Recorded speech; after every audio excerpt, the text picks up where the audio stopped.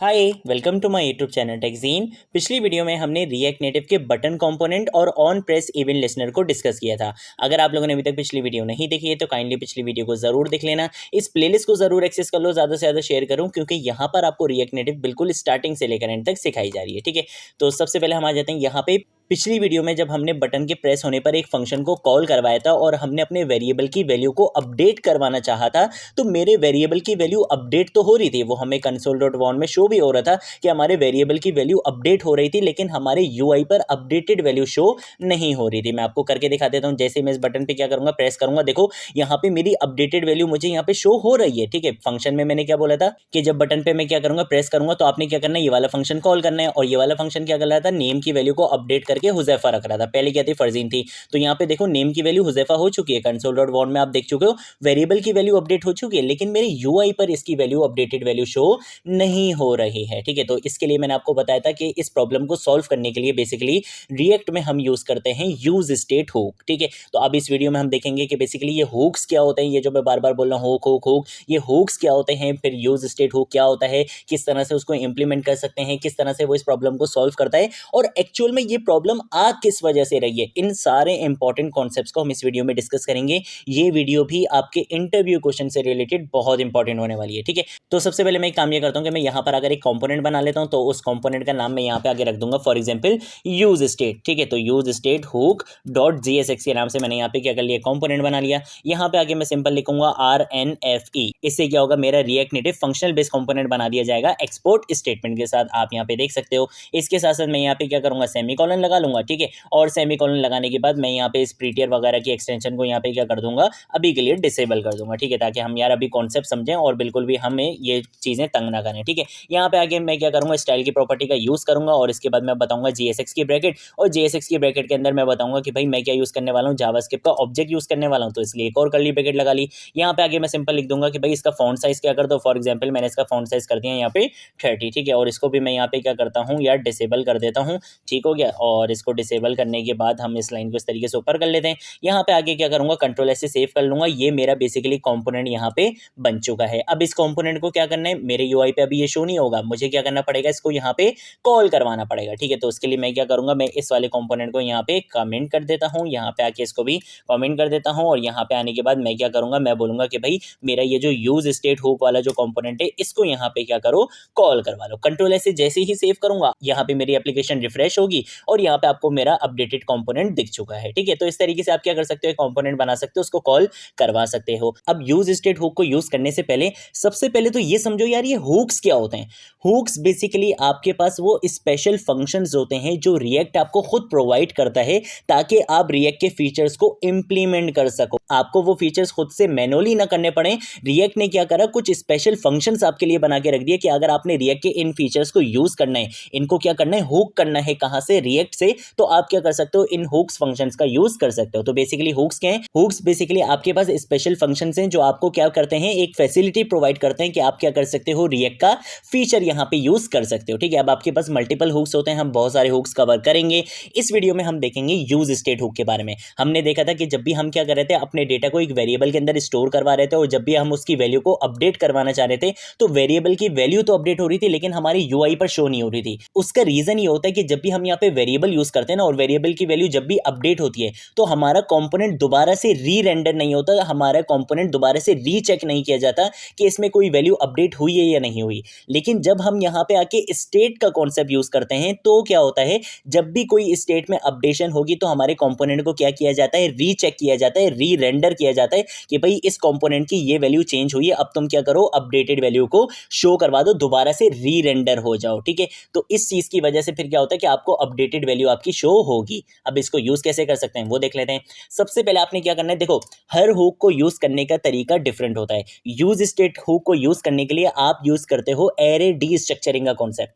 अब ये array D structuring का कॉन्सेप्ट क्या होता है, आप में से अगर किसी ने जावास्क्रिप्ट एडवांस में पढ़ी हुई है तो उसको बहुत अच्छे से आता होगा। अगर नहीं पढ़ी हुई और आप पढ़ना चाहते हो इस टॉपिक को डिटेल में, तो मेरी ये जावास्क्रिप्ट की प्लेलिस्ट है, यहाँ पे आप देख सकते हो, ये आपको वीडियो दिख जाएगी एरे डी स्ट्रक्चरिंग की। ठीक है, यहाँ से आप इस टॉपिक को बिल्कुल डेप्थ में कवर कर सकते हो, वरना मैं आपको इस वीडियो में भी अभी बता दूंगा कि एक्चुअल में एरे डिस्ट्रक्चरिंग का कॉन्सेप्ट बेसिकली होता क्या है, हमने यूज कैसे करना है। मैं सबसे पहले आके यहाँ पे लिखूंगा कॉन्स का कीवर्ड, यहाँ पे आके मैं क्या करूंगा, एरे को डिस्ट्रक्ट करूंगा। तो एरे के लिए हम कौन सी ब्रैकेट यूज करते हैं, स्क्वायर ब्रैकेट का यूज करते हैं।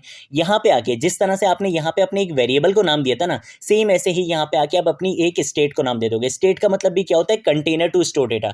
जिस तरह से वेरिएबल का मतलब भी क्या होता है, कंटेनर टू स्टोर डेटा, कि एक ऐसा कंटेनर जिसमें आप अपने डेटा को स्टोर करवा सकते हो। अब वो डेटा किसी भी टाइप का हो सकता है, वो ऑब्जेक्ट की फॉर्म में हो, वो एरे की फॉर्म में हो, वो कोई स्ट्रिंग वैल्यू हो, वो कोई नंबर हो, किसी भी फॉर्म में आपका डेटा हो सकता है। ठीक है, तो मैं यहाँ पर अगर क्या करूंगा, एक स्टेट वेरिएबल ले लूंगा। मैंने ले लिया काउंट के नाम से फॉर सपोज, या चलो पिछली वाली एग्जांपल ही ले लेते हैं, मैंने यहाँ पे ले लिया नेम के नाम से। इसके साथ साथ आपने यहाँ पे एक फंक्शन का नाम भी बताना होता है, तो मैं यहाँ पे अपने फंक्शन का नाम बता दूंगा सेट नेम। ठीक है, मैंने क्या बता दिया, सेट नेम का फंक्शन बता दिया। यहाँ पे आके आप यूज करोगे असाइनमेंट ऑपरेटर, और यहाँ पे आके मैं लिख दूंगा यूज स्टेट हुक को क्या करो, इंपोर्ट करवा दो। एक चीज, यूज स्टेट हुक आपका रिएक्ट नेटिव का कॉन्सेप्ट नहीं है, ये रिएक्ट जेएस का कॉन्सेप्ट है। और अब आप यहाँ पे यूज कैसे कर सकते हो, भाई हम तो रिएक्ट नेटिव पढ़ रहे हैं, आपको पता है कि रिएक्ट नेटिव इंटरनली किसको यूज करता है, रिएक्ट जेएस को ही यूज करता है। ठीक है, तो यहाँ पे बेसिकली ये जो हमने यूज स्टेट हुक का यूज करा है, ये बेसिकली रिएक्ट जेएस का है। इसको हम रिएक्ट जेएस में भी सेम ऐसे ही यूज करते हैं, इसी पर्पज के लिए यूज करते हैं, और यहाँ पे भी हम इसको सेम पर्पज के लिए सेम वे में यूज करेंगे। ठीक है, तो मैंने यहाँ पे बोला कि भाई यहाँ पे क्या करो, एरे को डिस्ट्रक्ट कर दो।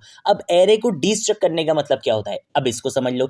यूज स्टेट हुक क्या करता है, आपको एक एरे रिटर्न करता है। ठीक है, आपको क्या करता है, एक एरे रिटर्न करता है। उस एरे के अंदर दो वैल्यूज होती हैं, एक तो होता है आपका स्टेट वेरिएबल, उसका नाम मैंने यहाँ पे क्या रख दिया, नेम रख दिया, और एक ही आपको एक फंक्शन प्रोवाइड करता है। वो फंक्शन क्या करता है, आपके इस स्टेट वेरिएबल की वैल्यू को अपडेट करता है, और उस फंक्शन का नाम मैंने यहाँ पे क्या रख दिया, सेट नेम रख दिया। अब ये एरे डिस्ट्रक्चरिंग का कॉन्सेप्ट क्या होता है, इसको समझ लेते हैं। फॉर एग्जाम्पल मैं यहाँ पर आता हूँ, मैंने यहाँ पे क्या करा, फॉर एग्जाम्पल एक एरे बना लिया। फॉर एग्जाम्पल मैं यहाँ पे आके क्या करूंगा, 1,2,3। ठीक है, मैंने इस तरीके से क्या कर लिया, एक एरे बना लिया। अब मैं ये चाहता हूं कि इस एरे की सिंगल वैल्यूज को क्या करूं, अलग अलग वेरिएबल में, सेपरेट वेरिएबल्स में स्टोर करवाऊं। तो एक तरीका क्या है कि भाई मैं यहाँ पर आऊँ, यहाँ पे आके मैं बोलूँ कि भाई एक वेरिएबल है मेरा ARR1 के नाम से, मैं यहाँ पे आके बोलूँगा कि भाई इस एरे की जीरो इंडेक्स पे जो वैल्यू है उसको इसके अंदर स्टोर करवा दो। सेम ऐसे ही फिर मैं यहाँ पर आकर बोलूँगा कि भाई एक वेरिएबल बना लो ARR2 के नाम से, और एरे की जो फर्स्ट इंडेक्स पे वैल्यू है उसको यहाँ पे स्टोर करवा दो। तो इस तरीके से मुझे क्या करना पड़ेगा, काम करना पड़ेगा, जो एक बहुत ज़्यादा कॉम्प्लिकेटेड टास्क हो जाएगा। इस चीज़ के लिए जावास्क्रिप्ट ने आपके पास, इस चीज़ के लिए जावास्क्रिप्ट ES6 के बाद आपके पास एक कॉन्सेप्ट आया एरे डिस्ट्रक्चरिंग का, कि भाई आपको इतनी लंबी करने की जरूरत नहीं है। आप सिंपल क्या कर सकते हो, अगर आपके पास एक एरे है और उस एरे के अंदर मल्टीपल वैल्यूज हैं, अब आप इन मल्टीपल वैल्यूज को सेपरेट वेरिएबल्स में स्टोर करवाना चाहते हो, तो आप सिंपल क्या करो, यहाँ पे आके कौन सा कीवर्ड लिखो, एरे के लिए यहाँ पे ब्रैकेट्स लगाओ, अपने वेरिएबल के नाम एक ही लाइन में डिफाइन कर दो। जैसे फॉर एग्जांपल मैंने एक वेरिएबल का नाम रख दिया ARR1, एक का नाम रख दिया ARR2, और एक का नाम मैंने यहाँ पे रख दिया ARR3। ठीक है, और यहाँ पे आके आप सिंपल क्या करो, अपने एरे का नाम बता दो। मैंने यहाँ पे ये कर दिया। अब ये खुद ही क्या कर लेगा, जीरो इंडेक्स पे जो वैल्यू होगी उसको इसमें इनिशियलाइज करवा देगा, 1 इंडेक्स में जो वैल्यू होगी उसको इसमें इनिशियलाइज करवा देगा, और जो 2 इंडेक्स में वैल्यू होगी उसको इसमें इनिशियलाइज करवा देगा। ये बेसिकली कॉन्सेप्ट होता है एरे डिस्ट्रक्चरिंग का, कि आपका एरे यहाँ पे स्ट्रक्चर था, आपने उसको यहाँ पे क्या कर दिया, डिस्ट्रक्ट कर दिया। आपने क्या कर दिया, उसको अलग अलग वेरिएबल्स में उनकी वैल्यूज को स्टोर करवा दिया। तो ये बेसिकली आपके पास कॉन्सेप्ट होता है एरे डिस्ट्रक्चरिंग का। इसके लिए मैंने आपको वीडियो बता दी, अगर आपने डेप्थ में कवर करना हो तो आप कर सकते हो। अब यहाँ पे आ जाते हैं, यहाँ पे हमने क्या बोला कि भाई यूज स्टेट हुक क्या करता है, एक एरे रिटर्न करता है। उस एरे के अंदर दो वैल्यूज होती हैं, एक तो होता है आपका स्टेट वेरिएबल, जिसका नाम मैंने यहाँ पे क्या रख दिया, नेम रख दिया, कि भाई उस स्टेट वेरिएबल की जो भी वैल्यू होगी उसका नाम मैंने यहाँ पे क्या रख दिया, नेम रख दिया। और इसके साथ साथ ये आपको एक फंक्शन प्रोवाइड करता है, वो फंक्शन क्या करता है, इसकी वैल्यू को अपडेट करता है। तो उस फंक्शन का नाम मैंने यहाँ पे क्या रख दिया, डिस्ट्रक्ट करके सेट नेम रख दिया। ठीक है, ये काम आपका इतना हो गया। अब आप यहाँ पे क्या करो, फॉर एग्जाम्पल मैं यहाँ पे आता हूँ, मैं इसी लाइन को Ctrl+D से कॉपी लाइन डाउन करूंगा। यहाँ पे आगे मैं क्या करूंगा, कर्ली ब्रेसेस यानी कि JS6 के ब्रैकेट्स का यूज करूंगा, और मैं यहाँ पे आगे क्या दिखाना चाहता हूँ, फॉर एग्जाम्पल नेम दिखाना चाहता हूँ। तो मैं पहले तो बोलूंगा कि भाई नेम इस तरीके से, और जो भी आपके स्टेट वेरिएबल के अंदर वैल्यू है, जैसे मैंने यहाँ पे लिख दिया नेम, अब इस नेम के अंदर जो भी वैल्यू होगी वो आपको यहाँ पे शो हो जाएगी। अभी अगर Ctrl+S से क्या करूंगा, सेव करूंगा, तो आपको यहाँ पे कोई वैल्यू नहीं दिखेगी। क्यों? क्योंकि बाय डिफॉल्ट मैंने इसको कोई वैल्यू असाइन नहीं करवाई। अब अगर मुझे बाय डिफॉल्ट कोई नेम को वैल्यू असाइन करवानी होगी तो वो कैसे करवाऊंगा, आपने इन पैरेंथेसिस में आना है, यहाँ पे आके आपने क्या करना है, स्ट्रिंग फॉर्म में डेटा देना है। तो आप यहाँ पे क्या करो, सिंगल कोटेशन का यूज करो। यहाँ पे आके मैंने दे दिया फॉर एग्जाम्पल फरजीन। अब जैसे ही Ctrl+S से सेव करूंगा, आपको यहाँ पे देखो फरजीन लिखा हुआ दिख चुका है। तो इस तरीके से आप क्या कर सकते हो, स्टेट बना सकते हो। अब मुझे क्या करना है, मुझे बटन के प्रेस होने होने पे इस वैल्यू को अपडेट करना है। ठीक है, जब वेरिएबल्स यूज करे थे तो ये अपडेट नहीं हुई थी, क्योंकि हमें पता है कि जब भी वेरिएबल्स यूज करते हैं तो हमारा कंपोनेंट दोबारा से री रेंडर नहीं होता, जिसकी वजह से हमें अपडेटेड वैल्यू शो नहीं होती। लेकिन मैंने आपको बोला कि भाई जब स्टेट यूज करोगे तो आपका कंपोनेंट री रेंडर होगा, उसकी वजह से आपको अपडेटेड वैल्यू शो होगी। तो चलो भाई इसका प्रूफ देख लेते हैं। मैं सिंपल यहाँ पे क्या करूंगा, यहाँ पे आके मैं बटन कंपोनेंट का यूज करूंगा। सबसे पहले तो मैंने बटन कंपोनेंट लगा लिया। यहाँ पे आके मैं इसका टाइटल बता दूंगा। टाइटल फॉर एग्जांपल मैं यहाँ पे दे देता हूँ प्रेस के नाम से। ठीक है, इसको हम डबल कोटेशन में कर लेते हैं यहाँ पे। ठीक है, और इसके साथ साथ मैं यहाँ पे क्या करूंगा, ऑन प्रेस का इवेंट लिस्टनर लगाऊंगा। ऑन प्रेस पर आप क्या करोगे, उस फंक्शन को कॉल करोगे जो क्या करेगा, इस नेम की वैल्यू को अपडेट करेगा। ठीक है, तो उसके लिए मैं क्या करूंगा, मुझे पता है कि भाई इसकी वैल्यू को कौन फंक्शन अपडेट कर सकता है, सिर्फ सेट नेम का फंक्शन अपडेट कर सकता है, जो मुझे यूज स्टेट ने ऑलरेडी प्रोवाइड करा है। तो मैं यहां पर आऊंगा, यहां पे आने के बाद मैं लिखूंगा सेट नेम, और इसके अंदर मैं पैरेंथेसिस के अंदर पास करवा दूंगा कि बेसिकली मुझे नेम को अपडेट करके रखना क्या है। तो मैं यहां पे आके क्या बोलूंगा, मैं यहां पे आके बोल दूंगा कि भाई नेम को अपडेट करके तुम क्या रख दो, हुजैफा रख दो।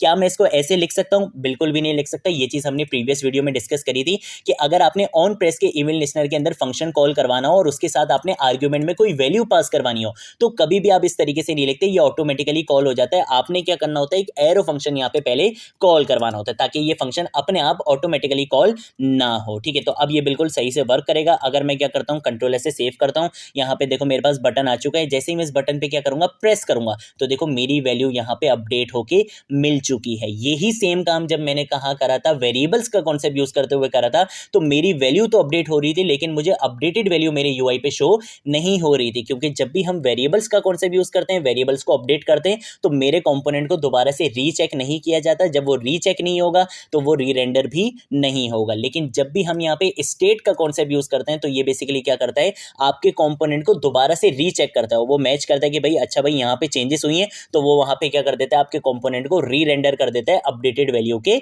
साथ। तो इस वजह से क्या होता है, आपको यहाँ पे अपडेटेड वैल्यू शो हो जाती है। अब ये रिकमेंडेड तरीका नहीं होता कि यार इस फंक्शन को ना मैं डायरेक्टली यहाँ पे यूज कर लूँ। फॉर एग्जाम्पल मुझे इस फंक्शन के अंदर एक console.log की स्टेटमेंट भी यूज करनी हो, इस तरीके से भी करना हो बटन के प्रेस होने पे, तो यहाँ पे हम इस तरीके से काम नहीं करते। ये रिकमेंडेड नहीं होता। कर सकते हो लेकिन इस तरीके से नहीं करना चाहिए। बेस्ट प्रैक्टिस क्या है कि आप इसी को क्या करो, कंट्रोल डी से कॉपी लाइन डाउन करो। मैं इस बटन कंपोनेंट को यहाँ पे क्या कर दूंगा, कमेंट कर दूंगा, और यहाँ पे आके मैं क्या करूंगा, इसको यहाँ से हटा दूंगा। मैं क्या करूंगा, एक सेपरेट फंक्शन बनाऊंगा। जैसे फॉर एग्जाम्पल मैं यहाँ पे आता हूँ, कौन सा कीवर्ड लिखूंगा, यहाँ पे आके मैं अपडेट नेम के नाम से क्या करूंगा, एक फंक्शन बना लूंगा। ठीक है, तो मैंने यहाँ पे एक फंक्शन बना लिया। एरो फंक्शन बनाना चाहो एरो फंक्शन भी बना सकते हो, फंक्शन का कीवर्ड यूज करते हुए फंक्शन बनाना चाहो वो भी आप बना सकते हो।